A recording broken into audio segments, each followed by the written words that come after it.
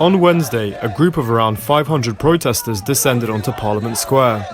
Mostly British Bangladeshis, they claim that the UK and Bengali governments have not done enough to protect the Hindu minority after recent violence in the country.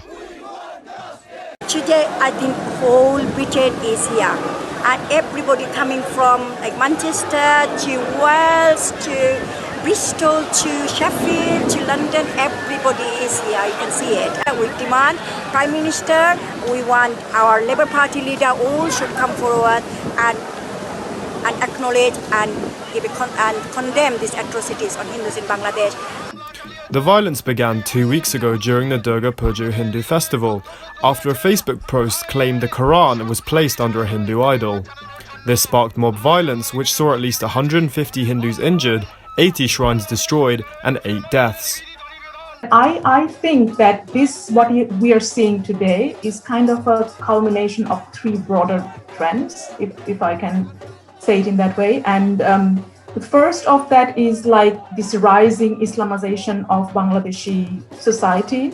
If we couple that with the political polarization between the 2 main parties and how they have kind of made alliances with the Islamic pressure groups, these 2 factors kind of create a situation where Islamic hardliners are bolstered to take actions against the minority. And when it comes to the minority population, we cannot ignore what is happening in the neighborhood.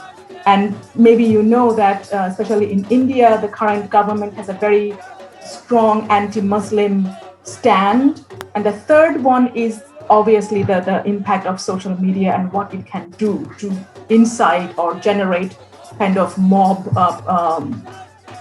outburst against the minority.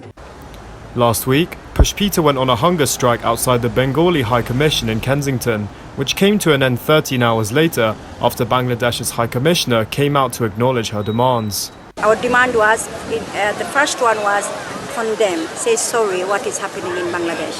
And we still demand minority protection law in Bangladesh. We were told that she was going to give us a response, but I'm still waiting for her response. Probably if I don't get it on Monday, we'll go back to hunger strike again.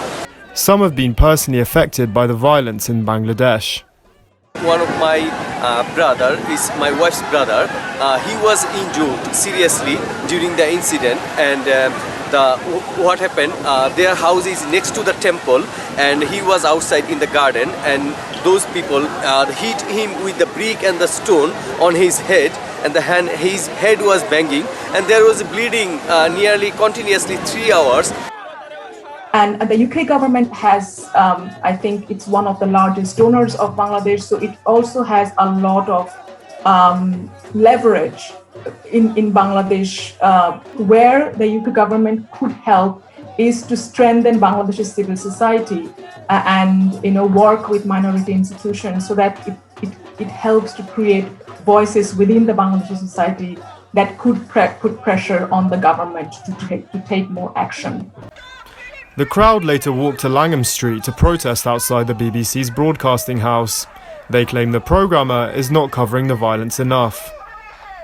We see BBC always pour news on other religion, other atrocities happening around the world, but they didn't do anything about Hindus in Bangladesh. It's time the atrocities is so big, and it's such a shame that BBC did not do any report on media.